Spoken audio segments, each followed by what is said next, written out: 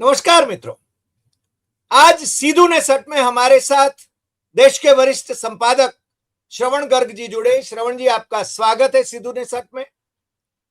और आज के एपिसोड के लिए एक ही सवाल है कि ताजा गल्फ युद्ध जो हो रहा है उसमें भारत की क्या मजबूरियां हैं। हम और हमारे दर्शक चाहते हैं कि आप इस पर आज अपना विश्लेषण प्रस्तुत करें और हमें उपकृत करें। श्रवण जी। अरे भाई, आपका जो सवाल है वो कोई छोटा मोटा सवाल नहीं है, वो बहुत बड़ा सवाल है। और सारी दुनिया पूछ रही है, देश के 140 करोड़ नागरिक पूछ रहे हैं। हो सकता है कि भारतीय जनता पार्टी के लोग भी पूछ रहे हों, हो सकता है कि संघ के लोग भी पूछ रहे हों, बीजेपी के 20 करोड़ कार्यकर्ता जो हैं वो भी पूछ रहे हों, सदस्य पूछ रहे हों। क्या मजबूरी है, क्या मजबूरी है कि एक ऐसा देश जिसका जिसका हमारे साथ मजबूरी में हमारे साथ खड़ा रहा, वर्षों से ऐतिहासिक संबंध हैं जिसके साथ हमारे, ईरान के साथ हमारे सांस्कृतिक संबंध हैं, कई तरह के संबंध हैं, उस पर हमला हुआ। इजराइल तो अभी बना है, मतलब इजराइल को बने कितना टाइम हुआ होगा,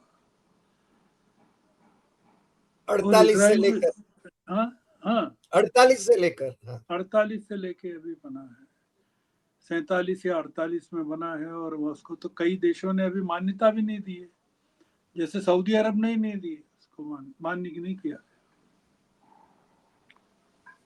और जिस देश के साथ हमारे सैकड़ों साल पुराने संस्कृति के संबंध हैं, उस पर हमला हो गया। वहाँ 150 बच्चियों की जान चली गई। वहाँ के सिटिंग जो प्रमुख थे, धर्मगुरु थे, और जो राष्ट्र प्रमुख थे खमैनी साहब, उनके परिवार की हत्या हो गई। मोदी जी के मुंह से कुछ नहीं निकला, मुंह भी नहीं निकला। क्या मजबूरी है? आपका सवाल वाजिब है, देश का सवाल वाजिब है, दुनिया का सवाल वाजिब है। हरि भाई, आप जो सवाल कर रहे हैं वही राहुल गांधी कर रहे हैं। उन्होंने पूछा आज कि मोदी जी चुप क्यों है, खामोश क्यों है, ये हमले को लेकर क्यों खामोश हैं, खमेनी की हत्या को लेकर क्यों खामोश हैं, और ये जो हुआ अभी, जो आपने जिसका जिक्र किया, हमला जो हुआ, उसको लेकर क्यों चुप है। इंडियन एक्सप्रेस में आर्टिकल लिखा है सोनिया जी ने आज, आपने जो सवाल पूछा उसी पर लिखा है। बहुत बड़ा आर्टिकल है सोनिया जी।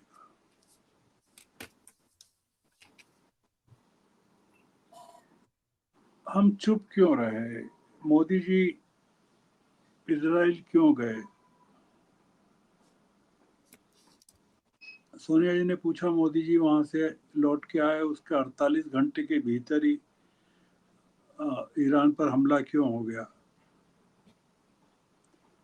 हमने एक राष्ट्र प्रमुख की हत्या पर शोक क्यों नहीं व्यक्त किया, इसके साथ जो हमारे, यही सवाल है। आपने जो पूछा वही राहुल गांधी पूछ रहे हैं, वही सोनिया गांधी पूछ रही, कांग्रेस पूछ रही, देश पूछ रहा है, संसद पूछेगी अगर संसद हुई तो। सवाल इम्पोर्टेंट नहीं है हरि भाई, इम्पोर्टेंट ये है कि मोदी जी चुप हैं। आप कह रहे हैं कि सवाल इम्पोर्टेंट है, मैं कह रहा हूं कि मोदी जी की खामोशी इम्पोर्टेंट है।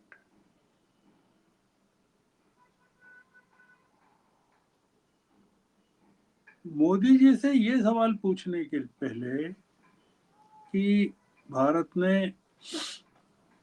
अपने पुराने दोस्त ईरान पर हमले की निंदा क्यों नहीं की, या क्या मजबूरी है, हमको ये पूछना पड़ेगा कि वो इजराइल क्यों गए थे। आपके चैनल पे, आपके यूट्यूब चैनल पे 17 फरवरी को हमने सबसे पहले बात की थी इस पर, जी इसी विषय पर। किसी और चैनल पे बात नहीं हुई थी इस बारे में, अगर आपको ध्यान हो। जी जी और उस बातचीत में हमने जो सवाल उठाया था वो ये उठाया था कि मोदी जी की यात्रा को लेकर सबसे पहले घोषणा नेतन्याहू ने की इजराइल में, हमने नहीं की। जब हमने बात की थी तब तक नहीं की थी घोषणा। हाँ, सही बात है। अब हम चूंकि बात कर रहे हैं तो मैं ये बताना चाहता हूँ कि मोदी जी 25 को गए तो ये घोषणा 24 को हुई थी, या 23 की रात को हुई होगी। हमने 17 फरवरी को बात कर ली थी। जी इतना जो नेतन्याहू ने क्यों घोषणा कर दी, और भारत के विदेश मंत्रालय ने उसको इतना गुप्त क्यों रखा। हमने ये भी चर्चा की थी उस समय कि जयराम रमेश ने सवाल किया था कि हमको सब चीजें बाहर से क्यों पता चलती है, पहले अमेरिका से क्यों पता चलती है कि पाकिस्तान के साथ लड़ाई में सीज फायर हो गया, अमेरिका बताता है। भारत के साथ ट्रेड डील हो गई, हमको अमेरिका से पता चलता है। तो हमको मोदी जी की मजबूरी जानने के पहले हरि भाई कई सवाल पूछना पड़ेंगे, और हम अगर उन सवालों की तह में जाएंगे तो हमको कई जवाब मिल जाएंगे। जैसे हमने पहली बात की कि अचानक से क्यों गए। अब पहले इसका सवाल अगर हमको मिले, कोई पूर्व घोषणा नहीं, कोई समझौते की बात नहीं, कोई एजेंडा नहीं, कोई मंत्रिमंडल का साथी नहीं साथ में, कोई अधिकारी नहीं, कुछ नहीं, अकेले वो रवाना हो गए और अकेले ही लौट आए।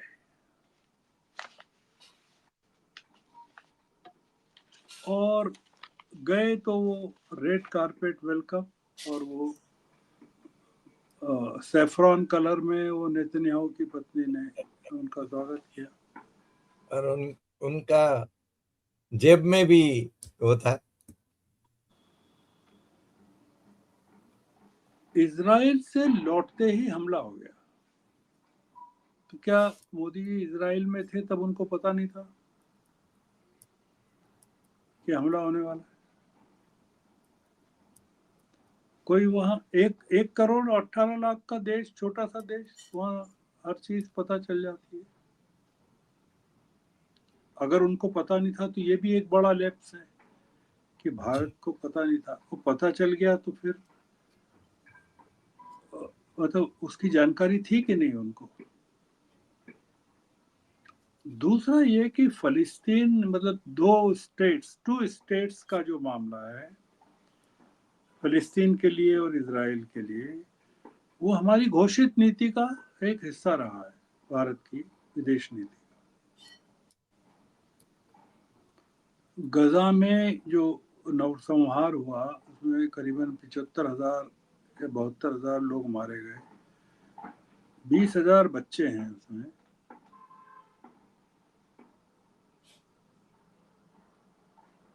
ईरान पर उनकी चुप्पी का संबंध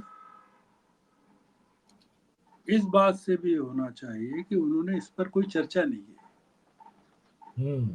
उफ तक नहीं किया, श्रद्धांजलि तक नहीं दी, बात तक नहीं। बात उन्होंने कही कि हमास के आतंकवाद के खिलाफ लड़ाई में भारत आपके साथ है। 7 अक्टूबर वाली बात। 7 अक्टूबर 23 वाली बात। और नेतन्याहू ने कहा कि मोदी जी प्रधानमंत्री नहीं है, मेरे भाई हैं। और मोदी जी ने कहा इजराइल फादरलैंड है और भारत मदरलैंड है। ये क्यों कहा?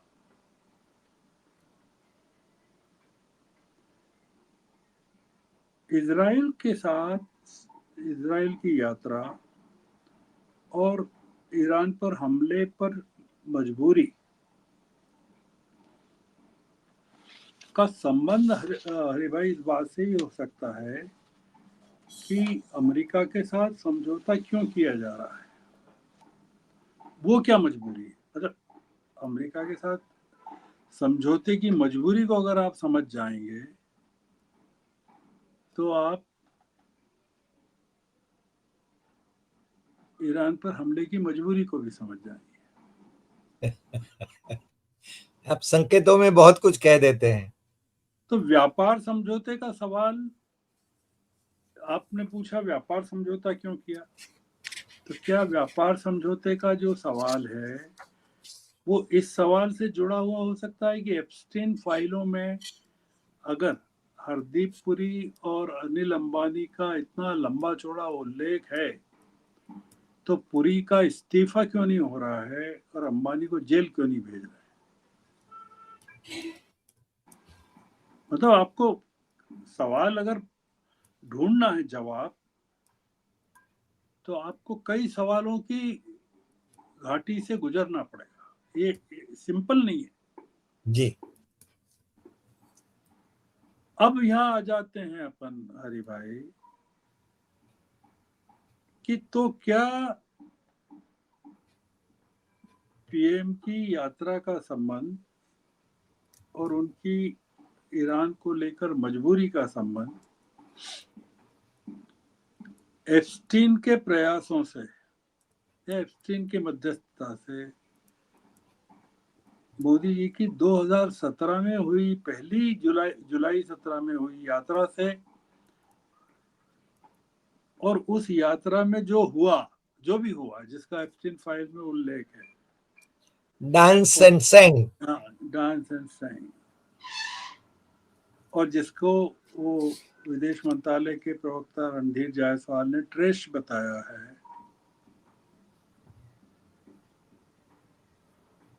क्या उससे कोई संबंध है? मतलब पहली यात्रा 2017 में हुई, 9 साल तक कोई यात्रा नहीं हुई। 2018 में नेतन्याहू यहाँ आए थे आपके यहाँ, उसके बाद नेतन्याहू आने वाले थे 2019 में, 3 बार ऐसे मौके आए, वो कैंसिल हो गई। 2020 से लगा के 26 के बीच में ऐसा क्या हो गया कि आपको अचानक से इजराइल जाना पड़ा? अचानक से।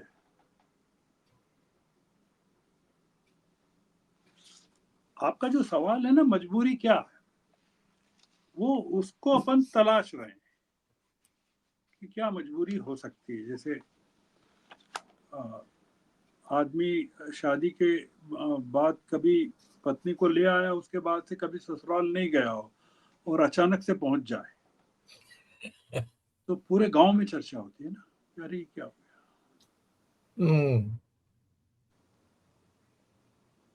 तो क्या हमारा सवाल यहाँ आता है कि क्या मोदी जी की दूसरी यात्रा का संबंध उनकी पहली यात्रा से है?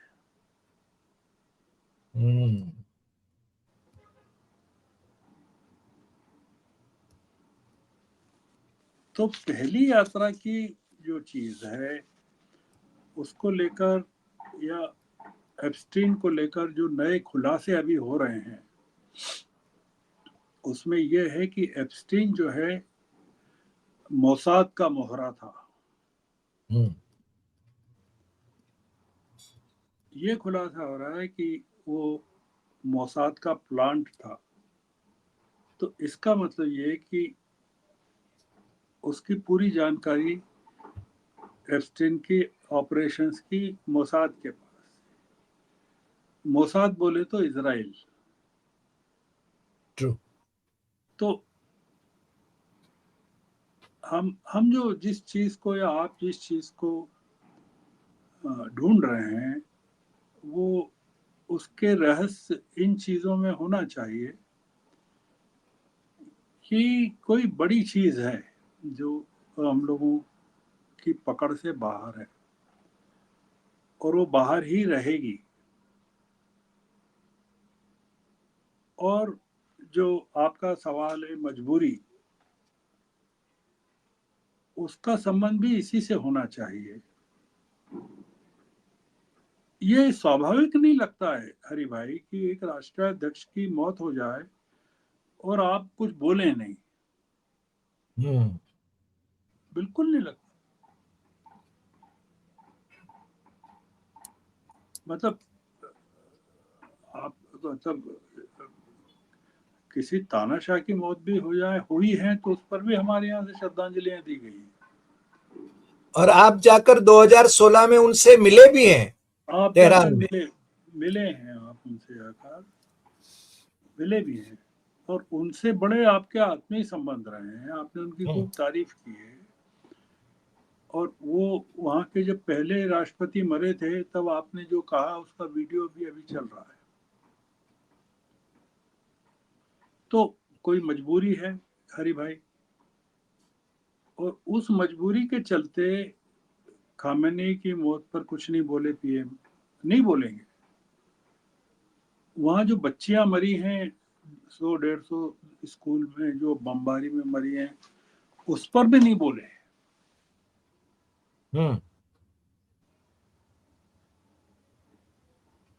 पर उन्होंने जो संयुक्त अरब अमीरात यूएई पर जो ईरान का हमला हुआ अबू धाबी में, जो हमले हुए और जगह, उसको लेकर यूएई के प्रेसिडेंट अल नहयान से बात की,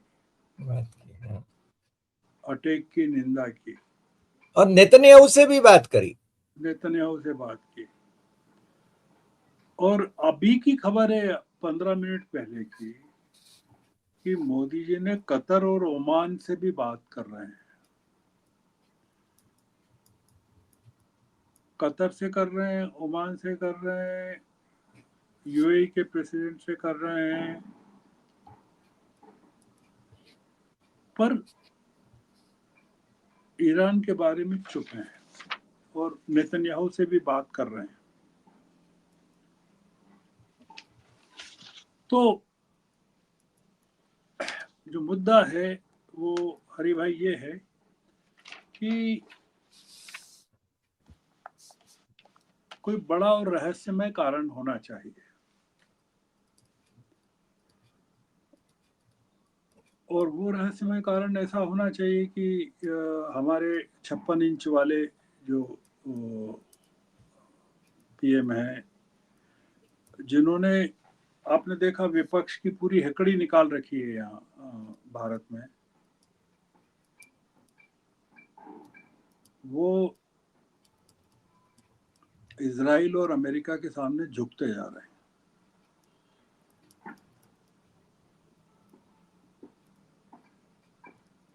वो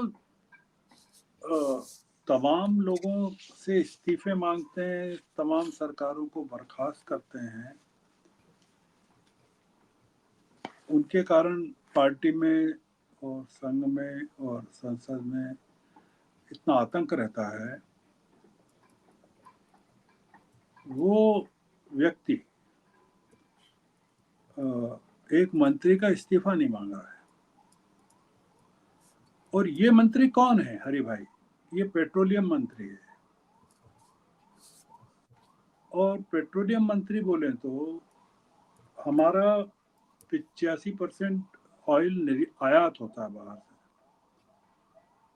और वो जो 85% होता है उसमें से 50% हॉर्मुज, जो स्टेट ऑफ हॉर्मुज है, हॉर्मुज की का जल डमरू मध्य है, इसमें ओमान और यूएई के बीच में जो नेरो, उससे वो बंद हो गया है जी। हमारा जो हरदीप पुरी जी हैं, उन्होंने आज तक, आपने कोई सुना हो कि पेट्रोलियम के इंपोर्ट एक्सपोर्ट या रूस से मंगाने नहीं मंगाने को लेकर कोई बात नहीं की है? उनसे पूछा पीयूष गोयल से कि रूस से लेंगे कि नहीं, तो उन्होंने कहा कि एक्सटर्नल अफेयर्स मिनिस्टर बताएंगे। उन्होंने ये नहीं कहा हरदीप पुरी बताएंगे। एक्सटर्नल अफेयर्स मिनिस्टर से कुछ पूछा कि रूस से तेल मंगाएंगे कि नहीं, तो उन्होंने नहीं कहा हरदीप पुरी जवाब देंगे, उन्होंने कहा पीयूष गोयल से पूछिए। आप समझ रहे हैं इस चीज को? और किसी की ये हिम्मत नहीं हो रही कि कहे कि पीएम से पूछिए।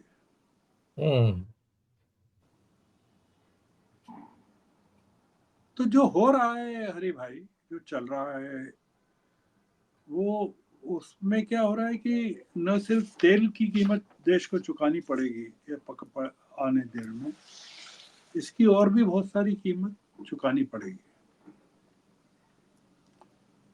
आपको याद हो कि राहुल गांधी ने लोकसभा में क्या आरोप लगाया था?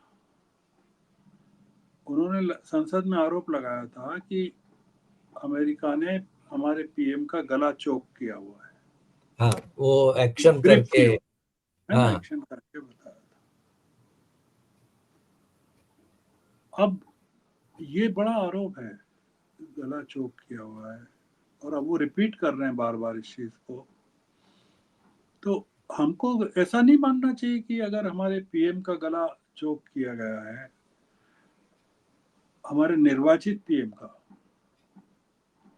और आप तो गुजरात के हैं, गुजरात के पीएम का, गुजरात ने दिया इतना बड़ा आदमी, तो देश की 140 करोड़ जनता का गला नहीं चोक हो गया है भाई? अगर आज पीएम की छवि पर कोई आंच आए जी, तो हमको क्या मानना चाहिए? देश की छवि पर आंच आई, देश के स्वाभिमान पर। जैसे पीएम को कोई कुछ बोल दे तो हमको क्या लगता है कि हमारे देश का अपमान हुआ है।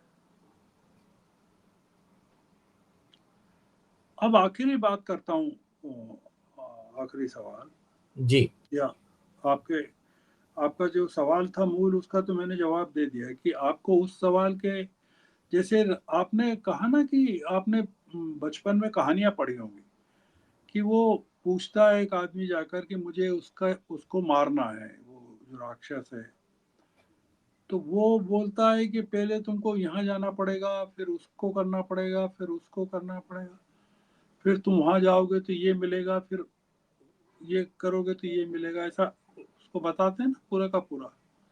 इस हम्म, तो ये आपके सवाल का जवाब भी यही है कि हमको बहुत सारे सवालों से गुजरना पड़ेगा, और उन सारे सवालों के जवाब सिर्फ एक आदमी के पास है, और मोदी वो जी, पीएम है।